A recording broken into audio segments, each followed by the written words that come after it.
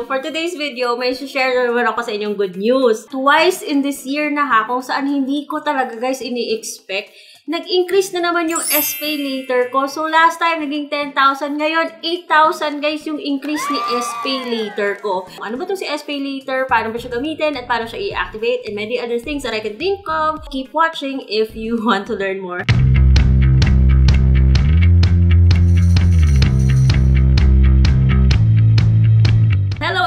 Welcome back to my channel. And pag-uusapan natin dito, isa sa mga favorite kong mga buy now pay later platform or pautang platform na mababa na yung interest. Legit na legit siya guys. Si SPay later, nasa list of recorded online lending platforms na rin doon sa SEC. Although it is being provided through your Shopee app, pero it is provided by C-Money Credit Finance. Ito siyang magandang payment option dito kay Shopee kasi nababuy now pay later or nauutang mo yung mga items na gusto mong i-check out, especially kapag nagkakaroon sila ng mga sale, yung mga ganon.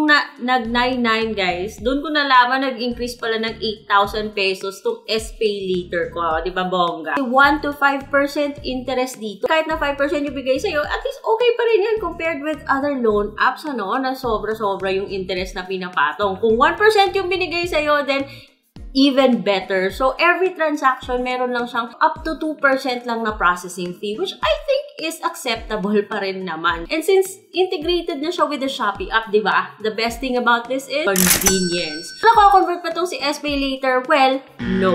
Pero, nagagamit naman siyang pang checkout sa mga gusto nyong bilhin dito sa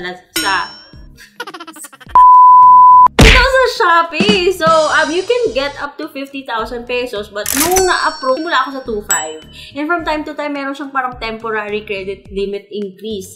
And nung palagi ko nang ginagamit tong si Shopee Pay or si SPay later guys, doon ako naka-notice na mag-i-increase siya. So, paano ba na-i-increase si Shopee? I think mas madali siyang i-increase kaysa kay S-Loan. Make repayments on time. Frequent use of SPay later can further increase your credit limit the more you use SPay later. So, hindi lang naman siya pang checkout guys within the Shopee app. Doon sa kung saan may makita kang QR code ni Shopee, pwede rin siyang gamitin doon. Pwede mo na rin mapang buy now pay later yung grocery mo sa mga establishments na merong QR code ni Shopee. Excited talaga ako dito guys kay SPay later. Kung wala kang credit card, okay na rin siya, diba? Pang buy now, pay later. Kung maganda yung record mo, palagi ka nagbabayad on time, palagi mo siyang ginagamit, so madali rin siya mag-increase. So, last year, 2.5, and just siguro mga magway 1 year na ngayon, nasa 18,000 pesos na siya.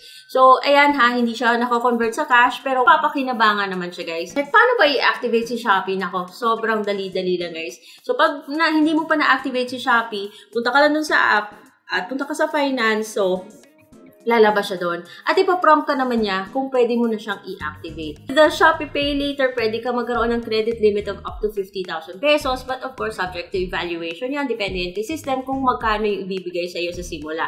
So, swerte mo kung kaagad kang mabibigyan ng 50,000 o yung iba nabibigyan ng 100,000. But okay na rin kung magsisimula ka sa mababa kasi I feel like mabilis naman siyang tumaas. Basta inaalagaan lang siya. Pag inactivate mo, lalabas yung button na sasabihin niyang activate now. At pagkatapos na magpapadala po siya ng confirmation sa registered mobile number mo doon sa Shopee. And then, pag na-confirm mo na po yung, or na-verify mo yung mobile number mo, hihingi po siya ng ID kung hindi ka pa dati nahingan ng ID ni Shopee.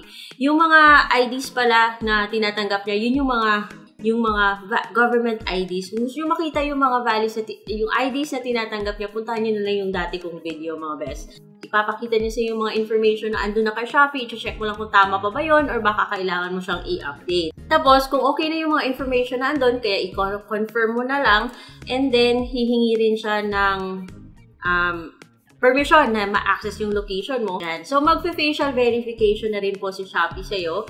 And then, ongoing po yung verification at madali lang siya ma-approve kung okay lang naman yung lahat ng information na sinamit mo. So, yun, nagsimula ako sa 2.5 guys at ngayon nasa 18,000 na ako kay Shopee Pay later. So, kung medyo maxed out na po yung bill-is ko, at least andito po si Shopee Pay pang na maaasahan pang emergency. Isa na namang loan app na dapat inaalagaan at ito yung mga finance services na na-avail natin through Shopee. Kasi okay sila, mababa lang yung interest at mababa rin yung processing fee, nasa 6 Yung iba nga, nasa 12 months, pwede. So, okay na rin siya guys. At hindi pa naman ako naka-encounter ng error dito kay Shopee. So, ayan, napakadali. So, pag gagamitin mo siya, so pag meron kang i-check out dun sa Shopee o pag nag-scan ka ng code, lalabas siya automatic as a payment option. If meron kang credit limit. And then, ayun, papipiliin ka niya ng number of terms na gusto mong bayaran, lalabas din yung magiging monthly amortization mo, yung mga interest mo. So, very transparent siya. So, i-confirm mo lang kung alin dong pipiliin mo lang yung terms na swak sa budget at sa lifestyle mo. Is para na rin siyang revolving kasi for as long na meron pong natitira dun sa credit limit mo, pwede mo siyang tuloy-tuloy yung paggamit. At the more you pay, the more din nagkakaroon ng space yung credit limit mo, mga best. So, yun lang about Shopee Pay Later. Gusto ko lang i-share na maganda siya at okay na okay siya para sa akin, legit na legit. Nasa SEC na rin siya. At kung hindi nyo pa na-activate, check nyo yung mga Shopee wallet nyo at baka andun na siya. Naghihintay lang na i-activate nyo. So, I hope you learned something from this video. Again, kung hindi ka pa subscribe na sa channel ko. If mahilig kayo sa mga topics like this. If not, okay lang. And leave it a like though if you appreciate this video.